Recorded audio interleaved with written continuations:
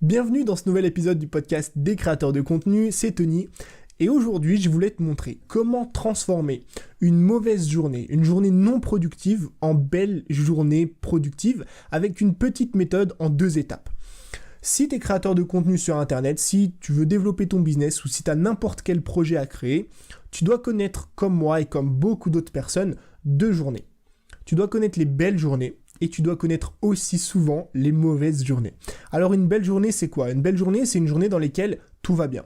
C'est une journée dans laquelle tu es hyper productif. C'est une journée dans laquelle, par exemple, si tu fais des vidéos, tu trouves ton idée facilement. En plus de la trouver facilement, ton idée de vidéo est géniale, tu vois.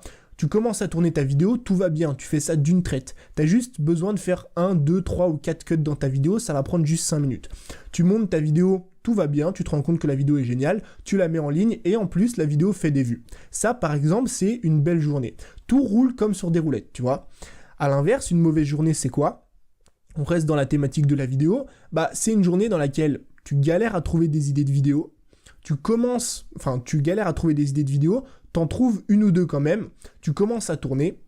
Pendant que tu tournes les vidéos, tu te rends compte que c'est pas bien, alors tu recommences une première fois, tu recommences une deuxième fois, une troisième fois, tu mets 1 heure à tourner une seule unique vidéo, et tu te rends compte pendant le montage que la vidéo est pas bonne, que ce que tu dis dedans ça a aucun sens, et tu finis par supprimer la vidéo, donc au final t'as travaillé 2 heures pour rien. Ces journées, tu dois les connaître. Autant les bonnes journées que les mauvaises journées. C'est un truc qui arrive à tout le monde, tu vois. Moi, encore aujourd'hui, 1 an après, malgré tout le système d'organisation que j'ai, malgré l'aisance à l'oral que j'ai, malgré le fait que j'ai fait plus de 400 vidéos sur Internet, ça m'arrive encore de passer des mauvaises journées en termes de création de contenu. Et lundi, pour moi, c'était une très mauvaise journée. C'est pour ça que je te fais ce podcast aujourd'hui. En fait, lundi, si tu veux, le lundi, c'est le jour où je crée tous mes contenus. Ça veut dire que le lundi, je fais mes vidéos, je fais mes podcasts et j'essaye de tout mettre en ligne pour être tranquille le reste de la semaine. Ça, c'est un petit peu mon organisation en termes de productivité. Donc lundi, j'étais parti pour faire mes vidéos, tu vois, faire mes podcasts. J'ai commencé à sélectionner des idées dans ma liste d'idées. J'ai commencé à mettre devant la caméra et j'ai commencé à tourner les vidéos. Sauf que ça allait pas. C'était un mauvais jour pour moi. J'ai commencé à tourner la vidéo, au bout de 5 minutes, j'ai arrêté. J'ai recommencé, j'ai arrêté, j'ai recommencé, j'ai arrêté, j'ai recommencé. Au bout de 2 heures à faire des vidéos, 2 heures passées devant la caméra, j'avais qu'une seule vidéo sortie. Ça veut dire que j'ai travaillé pendant 2 heures pour sortir une seule vidéo de 8 minutes. Je me suis dit, bon, c'est pas grave, au moins j'aurais fait une vidéo. Je commence à monter la vidéo et je me rends compte au final que la vidéo est totalement nulle, que je suis pas bien dedans parce qu'en plus je passe une mauvaise journée, donc au bout d'un moment j'en ai marre, j'en ai le ras le cul. Donc voilà pour moi qu'est-ce qui s'est passé lundi et pourquoi je te fais ce podcast aujourd'hui. Et le pire dans tout ça, c'est que quand tu commences à passer une mauvaise journée, tu vois, tu dois connaître ce truc, c'est le cercle vicieux.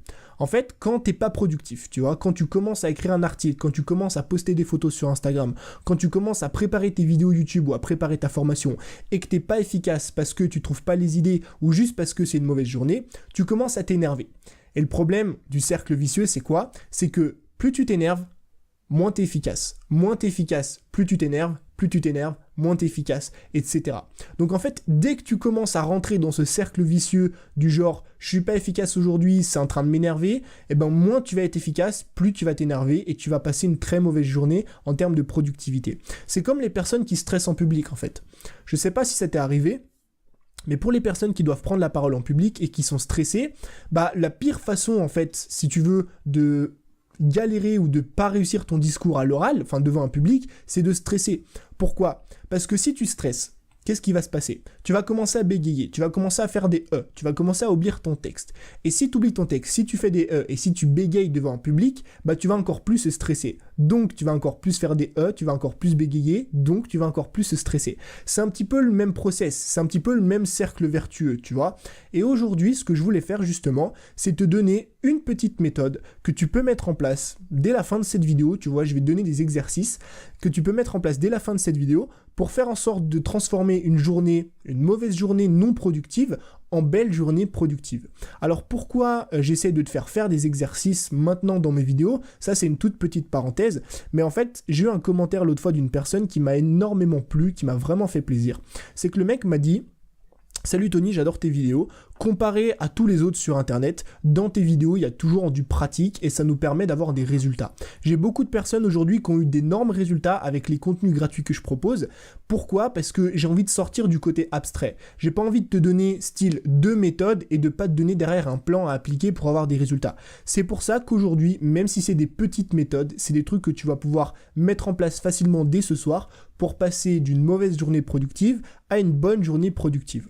Donc la première chose à faire et à mettre en place, quand tu commences à te rendre compte, il faut vraiment faire ça quand tu commences à te rendre compte que la journée va pas être bonne. Et ce sentiment, je pense que tu le connais parce que tu te dis ok, aujourd'hui je vais pas y arriver, ok, c'est en train de m'énerver. La première chose à faire, c'est de faire impérativement et quoi qu'il arrive, une pause. Mais pas n'importe quelle pause, une pause en faisant un autre projet derrière. Quand je te dis un autre projet, ça veut dire quoi ? C'est pas forcément un projet créatif ou quoi que ce soit, mais c'est juste que tu changes carrément de domaine, carrément de thématique. On va dire que toi, tu fais des vidéos sur YouTube, tu as envie de développer ton compte YouTube, tu as envie d'avoir plus d'abonnés, tu as envie de gagner de l'argent avec YouTube. Et ben le lundi, comme moi, voilà, on va partir sur une base de mon exemple. Lundi, c'est la journée des vidéos, c'est le jour où tu fais des vidéos.